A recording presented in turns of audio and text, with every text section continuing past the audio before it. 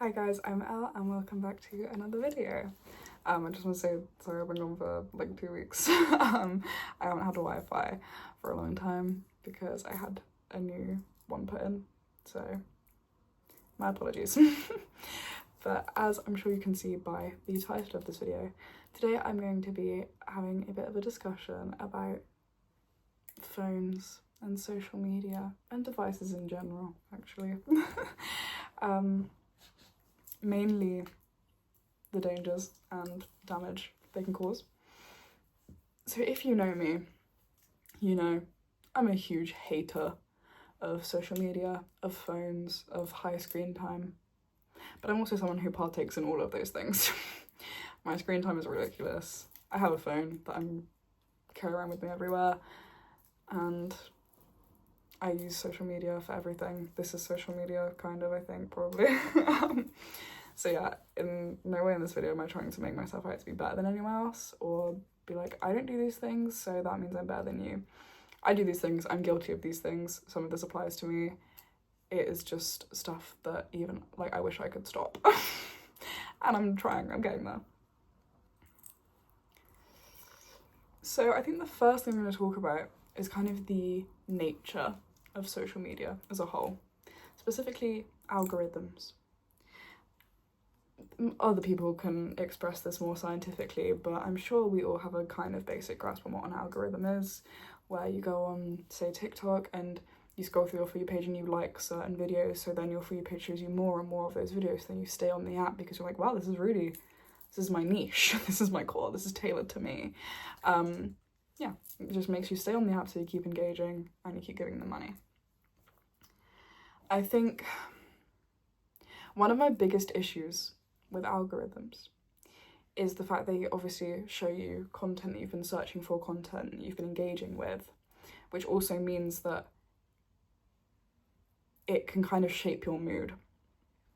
When you're sad or something's happened to you, you will look for relatable content to kind of share that moment with someone, or see what other people have done, or get advice, and then your phone will keep showing you different content relating to the bad thing that's happened to you, and then you just keep getting reminded of it, and then you're more sad, and then you look more into different content, and it keeps you in this loop where you can't get away from whatever it is that has upset you, or whatever it is that's going on, or however it is that you feel that you needed comfort about. It's like a vicious cycle, and that's a very real thing that I've seen happen to myself, and I've seen it happen to other people. You look at content because you're like, okay, I just want to see if anyone feels the same way as me, because that's nice. It's nice to feel comfort and to feel like you're not so alone. So you go, okay, let me see if other people have felt this way. So you do, and then they're all talking about, obviously hypothetically an example, which I feel like is a common example, they're all talking about how depressed they feel, or how anxious they feel, or how miserable they feel, or this thing that someone did to them, and then you're going, okay, yeah, me too, and you're scrolling and you're engaging and you're looking at the comments, and then your For You page is filled with this miserable stuff. And it's only them pushing you and making you go, oh my god, yeah, I remember when that happened to me, I felt like this yesterday, I felt like this morning, and then it's just reminding you of that feeling and pushing you deeper back into how you previously felt. Because not only can being addicted to social media in the way that an algorithm is addicting and it keeps you on the app, not only can being addicted to social media in general make you feel depressed, but the push of depressing content also worsens that when you're already addicted or already deep into like doom scrolling or being on an app for a while. I also think an issue with algorithms, which again, this is how they're designed, I understand it, but doesn't mean I can't dislike it, is it makes people want to stay on the app. So then if people know they're spending too much time on their phone and they want to delete social media or go for a detox, then they always feel like they're missing out, because there's always a new joke and there's always a new trend happening. And it's because all of these things are being pushed out so quickly and pushed onto everyone's pages, and it's all being cycled through so fast, which is also partly a societal problem, I guess, where we all move through things very fast. Like, trends don't stick around for years anymore. They're like a month-long thing and then they're gone. But like, I've had it, I've gone on like TikTok detoxes, I've deleted TikTok from my phone for months, but then all my friends are talking about this thing and I have no idea what they're talking about, and then I have FOMO and I feel like I'm not in on the joke anymore and I don't understand anything anymore. in reality, no one cares. If you delete TikTok and you don't understand a joke, it's not going to make a difference to your well-being, it's not going to make a difference to your life, it's not going to make a difference to anyone else's life. Of course, in that moment, it might be a bit like, oh, but it's a 2-second moment and then you move on anyway. And it won't matter in an hour whether you understood the joke or not, because no one's going to be talking about it anymore. In a week, no one's going to be talking about it anymore on the whole internet. So I think I watched this YouTuber called Gracie K, and she bought herself a flip phone. She uses a flip phone, which I think is very cool. And she said something in her video about using a flip phone, where she said you need to create your own loop. So if you feel out of the loop with social media or jokes on TikTok, create your own loop. Read books or make music or paint, and then you have your own loop of the things you enjoy and the news that you need to know. You don't have to completely change, you don't have to delete all your social media and get a flip phone. You just need the discipline, which, by the way, I don't have. I'm hoping to get that one day, but you just need the discipline to intentionally engage in things on social media. That used to be a very good thing that I used to do. I fell out of the habit and I'm trying to get back into it, where it's like, if I'm opening an app, I need to be opening it for a reason. If I'm opening TikTok, it's like, okay, I need to search this pair of jeans that I wanted, I need to find out where they were from so then I can buy them, and then I'll close TikTok again and I won't scroll. Or if I'm opening Pinterest, it's like, okay, it's because I'm looking for images for this thing to print out and put in my journal. If I open Instagram, it's because I need to respond to this message from this person. So then you don't let yourself scroll because you're going, okay, I need to do this one thing, and you do it and then you close the app. But again, it's a very big discipline thing. And another thing that I think sucks about algorithms is that they create echo chambers for people. It's very evident online, and I will talk a little bit more about this later with another point that I have coming up, but algorithms give people the content they want to see, and then they think everyone agrees with them. If I go on TikTok or Twitter, X, which is a bad place, I don't like Elon Musk. If I go on these apps, I haven't seen this so much with Instagram, I'm sure it happens, but I've had Instagram for so long, and I don't use it to like scroll really, I only use it to message, so I haven't really seen this much, but I'm sure it would be the same because it's all on an algorithm. If I go on any of these apps and I engage with a lot of content from a specific political party, a specific view, a specific societal view, I'm going to get so much content relating to that I think so many people agree with me, and then I think I'm in the right, and I think I have some kind of moral high ground because look at all of these people that agree with me. When in reality, that's 10 people, and I've just been shown them in quick succession because I've been interacting with so much of that content. So it's like all of these horrible people online who bully people or think it's funny to... I don't want to use any outlandish examples, I want to try and keep this positive, but like mean people online interact with other mean people because they think it's funny, and they think that's kind of, you know, the joke, the haha, and then they see all of this content and they think that everyone else is doing it, so actually is it that deep if other people get mad about it, like whatever, and it makes people think it's okay, and they get stuck in this echo chamber, and then there's no changing their mind. That's the thing, people, there's no use arguing with people online because no one will ever change their mind, especially if you're a stranger. If you have a friend and you're noticing that they are interacting with bad content or that they're kind of leaving mean comments, you can sit them down, you can talk to them and you can connect with them. But people online, they are stuck in this loop, this cycle where they're miserable about something in their own life, or they're seeing all of this content and they think everyone agrees with them, and it's to the point where they're just going, yeah, well, like, you don't actually even know anything about me, and all of these other people who are in my sad little echo chamber don't like you either, so... And then you can't reason with these people. And it's a real big shame because obviously there's a lot which I haven't researched enough prior to this video to talk about because I wasn't going to talk about it and I won't, but there's obviously a lot to do with like red pill incel culture and things like that, where it's like people can so easily fall into that trap and get like ruined by those kinds of spaces. And I think it's such a difficult, upsetting thing that happens far too often, and it's so difficult for people to escape from. On a slightly brighter note, but still not, but less less upsetting than that. My last point in this point to lead me on to my next point, I need to find a different word, I need a synonym, is algorithms ruin your attention span. Being on your phone ruins your attention span. I'm sure there are studies for this. Maybe I'll find some. It's a bold claim, because I probably won't, I'll probably forget. But if I remember, I'll try and find some. But yeah, it ruins your attention span.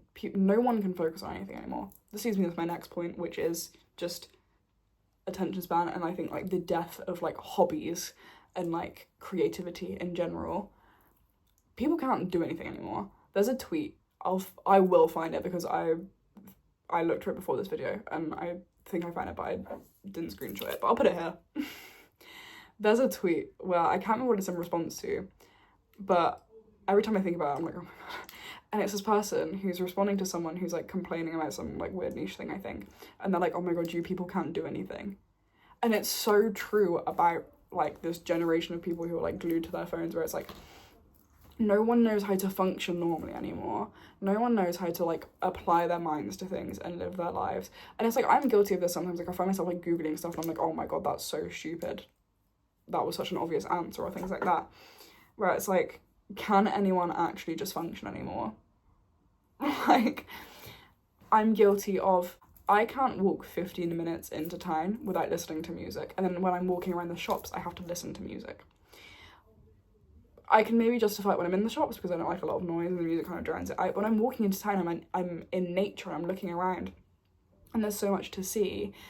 I'm good at not walking around on my phone. Like I'm good at not, if I'm texting someone I will, but I'm very good at not like scrolling while I'm walking. That's one of my pros. I think that's one of my good traits, is that I never got into that habit. So I'm not to that extreme, but it's like I'll be walking in like a park and I will have my headphones in and I'll be listening to music. And it's like, there's so much happening. There's so much going on and no one knows anything anymore because no one looks at anything anymore. Like, it's so ridiculous. And I'm guilty of this myself. And here's a little thing. I think I'm gonna like try and sprinkle advice in throughout this video. I didn't really mean to do it, but I think I've already done it and I'm about to do it again. So I think one thing that's good for if you're trying to spend less time on your phone or lower your screen time or whatever, is like set yourself little challenges, so then it doesn't feel as long-term of a commitment, but then you might build up habits if you find yourself liking it. Like tomorrow, I'm going into town, I'm going to meet my boyfriend, and we're going to go to the cinema. Cinema's very good for not being on your phone, it just sits there. But on the way, I'm going to walk through a park, and I'm going to take my journal with me, and I'm going to put headphones in my bag, but I'm going to challenge myself to not wear them as I walk to town, and I'm going to challenge myself to walk through the park specifically because it's a very nice place. Obviously there's lots to see and lots to hear, and I'm gonna just write in my journal little observations. What can I see? What animals can I see? What kind of birds can I see? What do they look like? What can I hear? Are any birds making any noise? Are children playing? That kind of thing, to just kind of realise that things are happening. But that's one challenge for tomorrow, and if I end up liking it tomorrow, I'll do it more often. I've got a park, I think 10 minutes down the road, just a nice little scenic spot. I'll do it more often. I'll walk there just to walk there, you know? So then you kind of build those habits up without even really meaning to. If you realise that you like something, you'll do it more often, and then you'll be like, okay, now I don't have to walk anywhere with my headphones in anymore. And now I'm noticing all these things and I don't have to write it down. I just notice that it's there and I can appreciate it. Another thing is like taking scroll breaks. Like if you're like sat there reading a book, you have to like check your phone or you have to stop to scroll for a bit. It's like, just put it down. There's this really great app called Opal, which I'm very guilty of downloading an app to stop my screen time, and to like, I schedule like screen-free like periods where it's like, okay, overnight my apps will turn off, but then it will hit 11 p.m. and I'm not asleep and I'm like, well, I want to keep scrolling, so then I go and turn it off. And it's just a discipline thing. I think that's the biggest thing about wanting to lower your screen time or be off your phone or anything like that, is that it is a discipline thing, and that's very difficult, and that's going to be difficult for anyone. Like, having self-discipline is very difficult. And I think that's kind of the thing for anything. I think it's even more difficult when it's such an accessible thing. Like my phone is just in my hand all the time because it's there and I own it and it's mine. And I think my last kind of point in this category with the whole attention span thing is that it causes people to do things when they like don't really mean it. Like, I'm not qualified to talk about this because I'm not like that deep in like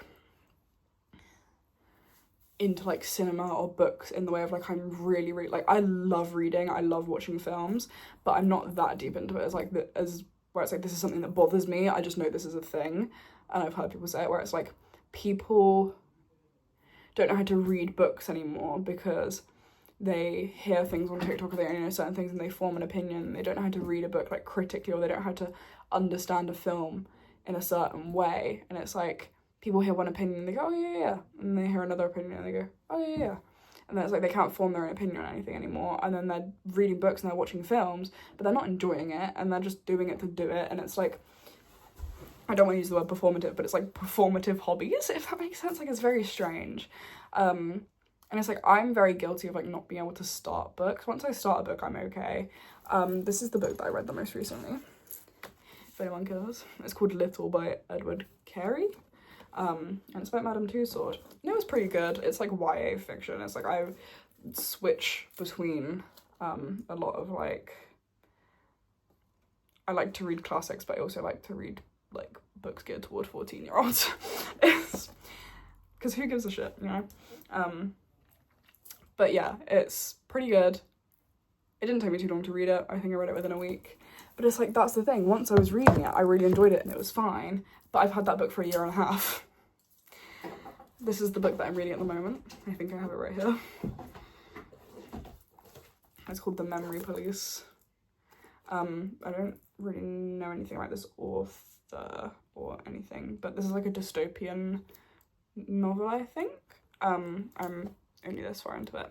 But it's like I started reading this today and I'm enjoying it so far. Like, I don't really know that much about it, but I think it's pretty good. But it's like I've had this book for a while as well, and I just need to... People don't push themselves to do things anymore because it's much easier to scroll on your phone. I also have my Kindle, and this is one of my recommendations for readers if you're also a bit like... if you're also online quite a lot. Because it's good, you know, it's like... I think a Kindle, for me, is much easier to read because it's not as intimidating. Like, this tiny little thing, and I turn off my page count as well so I can't see how much I'm reading. Because a lot of the time if I'm reading a physical book, I'll find myself looking, okay, where's the end of the chapter? So where can I just stop and take a break, and how many more pages until I reach this bit, and how many more pages until I can stop? But it's like with a Kindle, it's just like you just keep going and going and going, and then you're like, okay, yeah, I'm done. But yeah, just force yourself to do things and you'll like them, especially if it's a hobby you already have. I've been a big reader since I was a kid. I had a very big like lull in it when I think like lockdown happened and I just had like a lot of things to do and I didn't have the best mental health and I just fell out of it, you know. And then it's like I force myself to read, and then when I'm reading I love it, but it's like it feels like such a task before I start it. It's like if it's something you already know you like, it shouldn't be a task. If it is and you do it and you enjoy it, then keep doing it. If it is and you do it and you don't enjoy it, then clearly you've fallen out of love with your hobby, and then try and find a new one instead of just picking up your phone again though. Okay, my next category is to do with children growing up with social media. I'm a young adult now. I grew up in the very good period where technology was like kind of only just developing. So I didn't get a phone at a very early age. Like I wasn't like 7 with a little phone. I had like an iPod, and I think I had a tablet when I was maybe like 10 or something like that. But I was kept very controlled in like my screen time and stuff like that, which I'm very grateful for. But that's not what's happening anymore. I think it's kind of gone back around now in the way of like a lot of parents are more aware of screen time and what it does to children and what children are watching online and like safety and things like that. Because like I remember getting so many like e-safety classes while I was at school on like the little computers. And obviously I wouldn't know if those things happen anymore. I'd like to assume that they do, but I think a lot of parents aren't as aware because it's developed so fast, and that's no one's fault. But I think it is also people's responsibility to know what is happening online before you let other people have access to that via you, if that makes sense. Like if you're a parent or a sibling or whatever, and you give your child or your sibling access to something, you should know what you're giving them access to. So it's no one's fault if things accidentally happen, because all of these things, like these scams and these like different like cons and schemes and like ways of getting people's information and ways of like hurting people and things like that, they come up so fast, and there's always something new, and it's very difficult to keep up with. And I think that is why I at least will most likely be a no screen time parent. I don't care if my children hate me for it. I think I was very lucky to have a childhood without much screen time. Obviously, like the TV was always a thing, but it was like it was always like my parents were watching TV. Like my parents never put TV on and then like put me in front of it. And I'm not saying like parents who put their children in front of an iPad or a TV are really bad parents, because I don't know what that's like. Like, I'm not a parent. I'm not anyone to judge. I'm not judging. But I think personally, obviously screen time will be a thing. It's unavoidable. But there's a moderation to it and there's a balance to it. I think there have also been studies about this. I don't know if I'm going to be able to find any. But I've seen it on like TikTok where like teachers show that they're, I don't know what age middle school is, but I feel like that's like young teen, like early teens. These kids don't know how to write. It's like they can write, but not very well. I do think lockdown had a lot to do with like kind of development and disruption development, and it kind of depends on people's availability with like how much time their parents put into helping them with their schoolwork and things like that. And again, that's no one's fault, no judgment. I don't know people's situations, but that had a big impact on how children developed, because it like took years out of people's lives. And obviously some parents were working 20, like if a child has two parents that are key workers, they're not going to get any help on their homework, you know. That's no one's fault. It's just the way the world works sometimes.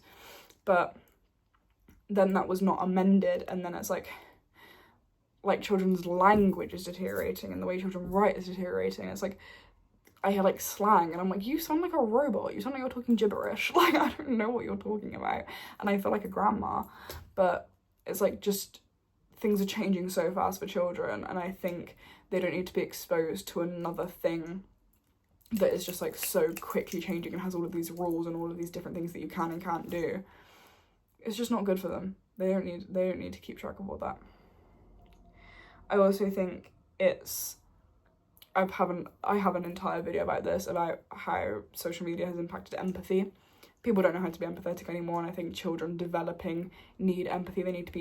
They need empathy to be displayed in front of them, and they need it to be taught to them. I think hate is taught. I'm a very big believer in the concept that hate is a learned behaviour and feeling, and you learn to hate certain people because of people around you. Again, that is not always parents' fault. There are many influences to a child's life, but I think social media is one of the biggest influences that a child can have when they're developing, and they do not need to be seeing people being bullied online for the smallest things. And I think coming off of that, being exposed to that kind of, you can do this, but you can't do this, and people will hate you if you do this, I think that must lead to some kind of anxiety in children. Again, I'm no professional, I don't know, but I can't imagine that it's healthy to have a child grow up and be scared to do things and express things because they don't know if in 20 years it's going to come back to like haunt them, you know? Obviously, you should know right from wrong, but with the way that the internet changes and the world changes, you could wear something and then in 10 years someone could be making fun of you for it, and it's like you shouldn't have to watch your every move. And I think it's just too much input and too many things for a child to think about. And again, no professional, but it simply cannot be good for them, and I don't think you need to be a professional to see that. Okay, my last point is about individuality. I'm going to do an entire video about this, I think, so I won't say too much now, especially because this video is going on a bit. But there's such a weird kind of balance and like rise and fall with how individuality is expressed in social media. It's like, you can be so individual that that a lot of people think you're cool, especially if you're conventionally attractive. But if you're too individual, people make fun of you. And there's like a double standard with these people can dress like this and these people can't, and these people can fall into this category and these people can't. And social media is so obsessed with fitting people into boxes. It's like we've come full circle in the way of like different corners of the internet and different sections of the internet were supposed to be for certain people. You know, there's always a thing of like, oh, MySpace was like cool scene kids, whatever. Like, I think that's always like the association. And there's different communities online, and then these communities are so easily invaded when it's like, these people sat here enjoying one thing and not hurting you, like fandom Twitter and that kind of thing, or like fandoms on TikTok. It's like, people can't just enjoy things anymore without attacking other people for not enjoying the same thing as them, or being attacked for not enjoying the same thing as other people. And I think it's such a crazy concept, because I spent a lot of my life being kind of made fun of. And I don't have a very big audience, but I have a generally positive response to the things I post on my different social medias, which I do have different audiences on. You know, I have some with friends, some with people who have no idea who I am, some with a mix, that kind of thing. But I'm thankful to get a general positive response. Obviously, occasionally you do get people here and there, but I would say the majority of people respond positively to what I post. And it's like, well, what were these other people talking about then? Because I haven't changed much. I don't believe in changing yourself to gain other people's approval, and I haven't. So how do I suddenly have approval? And it's because it's these different spaces and these different communities of people, and I think it's such a like, I don't know what the word is, like it confuses you, like jumbles your mind to think about the fact that social media is kind of specifically for communities and for spaces to come together and for people to connect, and then they can't even do that, because then you get made fun of for connecting with the wrong people, or joining the wrong community, or liking the wrong thing. And there's so many, like, you don't fit into the right box. You can be different but not too different, and if you're not conventionally attractive, then you should know how to change that if you need to, or you should know to dress a certain way based on what aesthetic people think you would fit well as, and if you don't do that, then you're not like reaching your full potential or something. Like, I don't even know what these people say, but it's like there's such a weird obsession with putting people into boxes, but then also being like, oh, I love it when people are individual and different and cool. And it's like, I can't deal with it. It's so insane. It really confuses me. And there's a huge thing surrounding like cringe culture, and I'm just gonna say one point, which again I'll expand on when I do another video about this, but I think people have such an obsession with being like, oh, we need to like bring back bullying, like people aren't embarrassed enough. I think people are too embarrassed, and that is why I think you're embarrassed, and that's why you're making fun of people. Like, if you sit there and you're like, oh my god, like, are you not embarrassed? You should be embarrassed. It's like, I think you're embarrassed, and that's why you're too scared to dress as cool as this other person. Or that's why you're too scared to show your face online while you're saying all of these mean things, because you know it's wrong and you're embarrassed about it. And I just think there's such an odd double-edged sword with people who think they can get away with things, and people who think, again, echo chambers, because they're seeing all of these other people making fun of this person, they think it's okay, and then suddenly it's not okay when they go in comments and everyone's being nice, because they turn up in the comments like, oh my god, wait, maybe I'm just mean, like, these comments are so nice, I didn't realise, blah blah blah. And then it's like, you're not outwardly being mean, because you know it's wrong, because everyone else is being nice, and now you feel uncomfortable. I can't understand it. I really can't. I can't wrap my head around it. I think my final point within this, which is kind of a little bit unrelated, is the variety of like aesthetics and cores and styles and trends that just go in and out of fashion so fast causes mass overconsumption. which is so not good for the planet, and it's so not good for us. It's so not good for us in our little vessels to have to decorate them in the right way to fit whatever's in at the time, when in literally a day probably people will be hating on it and then everyone will change their mind. Okay, I have nothing else to say apart from, please, if you are aware that you are maybe spending too much time on social media and there are things that are making you feel bad, please take action. Challenge yourself to make a little change every single day, or challenge yourself to get back into a hobby or anything like that. And most of all, above everything, please be kind to yourself and make sure you're taking the correct action that is right for you. Okay, thank you so much for being here. You are so deserving of everything you have, and you are enough just the way you are. I hope to see you in the next one.